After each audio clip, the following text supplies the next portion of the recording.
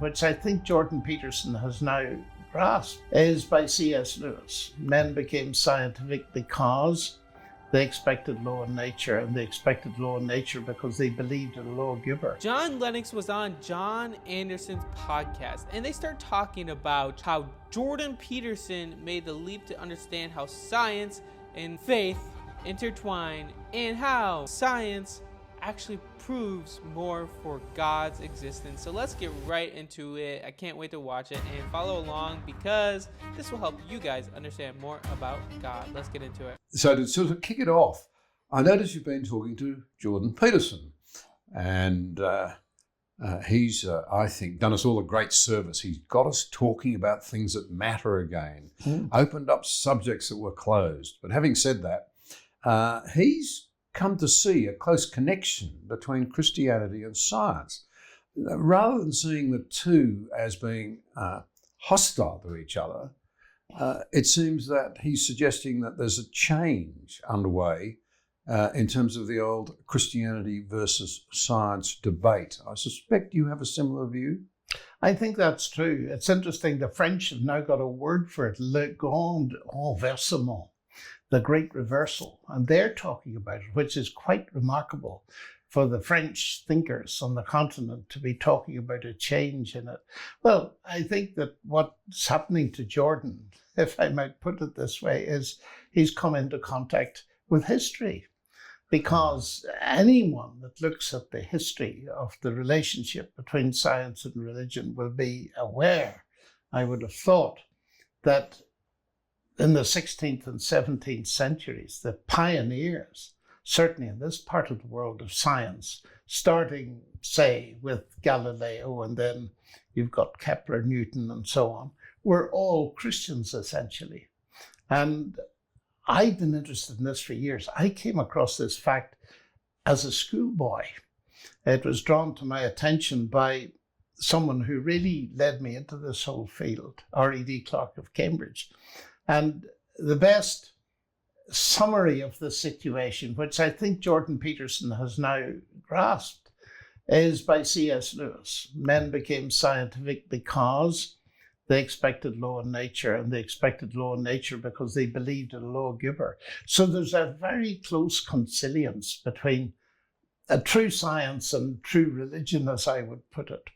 And I'm delighted to see a number of thinkers coming to that kind of conclusion, like Peterson with science and religion, and like people like Tom Holland with history and understanding the influence of the Judeo-Christian worldview on our entire culture, our ethics, our institutions, and so on.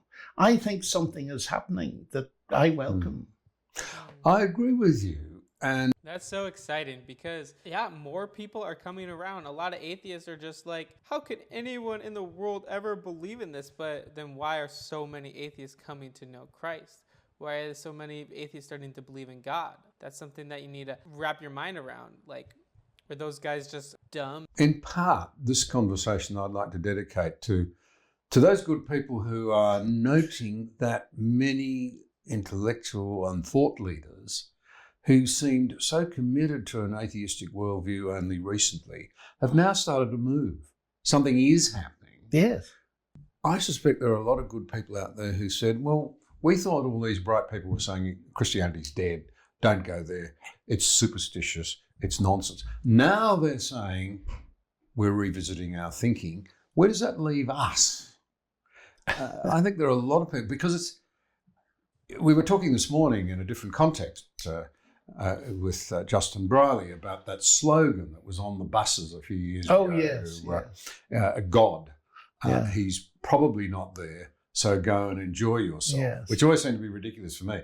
They weren't able to say he's not there, so that ought to immediately make you think, perhaps he is, I'd better investigate this. Yes. But the second point is we've been living as though God doesn't exist, and it's not working. It's not playing out. No, well. it's not. So we've got a lot of people, I would think, who are listening and thinking, how do I work this through?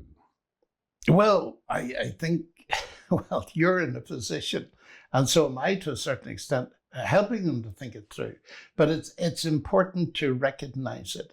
I think one of the clearest examples of what's going on is Ayaan Hirsi Ali, who started in Somalia as a girl, grew up in a Muslim environment. Then they went to Holland. She was very bright in the Dutch educational system, ended up an MP, and then joined the Richard Dawkins New Atheist clan. Wow. Until we hear that last November or so, she is declaring herself as a Christian. Now, what was very interesting about that was the interview that was organized and has been broadcast between Dawkins and her. And Dawkins approached her and said, "You're not really a Christian. You haven't become a Christian. It's all baloney, you see." And by the time the interview is ended, he said, "You are a Christian, but it's still all baloney." And Dang, I want to react to that video. That was hilarious. And I think the crutch of the problem is people have been living like there is no God, and we see how the world is turning out. Terrible. Absolutely debaucherous, disgusting. Lots of evil things are happening in this world because we're living like there is no God. And people are seeing that. People are seeing that and realizing we need a God. We need to live like there is a God. Follow his commandments. Let's continue to see what John Lennox has to say. I thought the way she described her transition is something very interesting that I would like to pursue, because what she said was, "I choose to believe that Christianity is true." Now, she was against him piling in, "There's no evidence for these things," and all this kind of thing. She's feeling her way forward to a position of certainty. But it was very interesting to put it that way, "I choose to believe." And I think she'd probably be a beacon light for a lot of people, because she has created quite a stir, to say the least. I agree. Now back to this question of atheism and Christianity. C.S. Lewis, you mentioned him, more recently Alvin Plantinga, they've said that the real tension is not between science and Christianity. It's actually between science and atheism. Yes. That's sort of turning it on its head.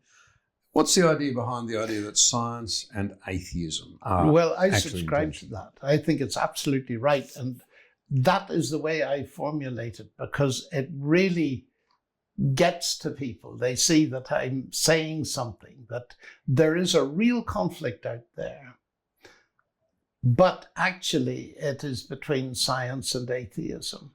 And one of the ways that I approach that is the way that actually was developed by Lewis and Plantinga, but it goes back a long way. And that is the notion that, what do we do science with? And I have fun with many colleagues or people I meet. I ask them, scientists, what do you do science with? And they say, well, I do it with my, and they're about to say mind when they realize that it's not politically correct to believe in the mind as distinct from the brain. So they say, I do it with my brain. So I say, tell me the brief history of the brain. Well, the brain is the end product of a mindless, unguided process. And I just look at them and smile and say, and you trust it? Do you trust your brain as an atheist? And that creates a problem. Yeah. Because I actually push it, and I pushed it with quite a few scientists. They've all given me the same answer. I said, look, let's face it. In your lab tomorrow, you'll be using your computer. If you knew it was the result of a mindless, unguided process, would you trust it? And the answer has always been, no, I would not. Well, I said, you have a problem. Your understanding of the genesis of the brain is conflicting with your whole understanding of the way in which science works. And I put it quite bluntly. I say, it's serious enough to shoot yourself in the foot. That's painful. But to shoot yourself in the brain is fatal. And I think that is an argument that has been picked up. And Lewis, he put it a slightly different way. He said, you cannot have an argument that says that arguments are invalid. And that's really what you're trying to say here. You're undermining rationality. So you're not only undermining science, you're undermining any argument whatsoever.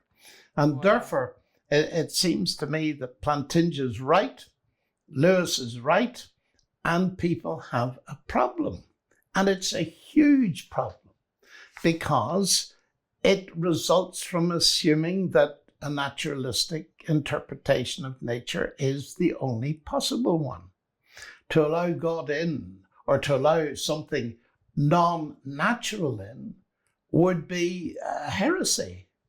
So Right there. Oh my goodness, that's such an amazing point for God. I just know that, like, at the end of the day, like Hirsi Ali's story, we all have to choose whether or not to believe. Yes, there's not going to be 100% proof with the camera, but at the end of the day, still have to choose whom you will serve. So I encourage you guys to choose Jesus and put him first above all else. And I hope you guys know that he loves you and he died on the cross for your sins so that you can be saved. So I encourage you guys to do that today. Know that he loves you and he's longing to have a relationship with you. Anyway, guys, thank you so much for watching. Please comment down below your thoughts on this, whatever that may be. In the description below, you can click the link to help you decide to follow Jesus for the first time.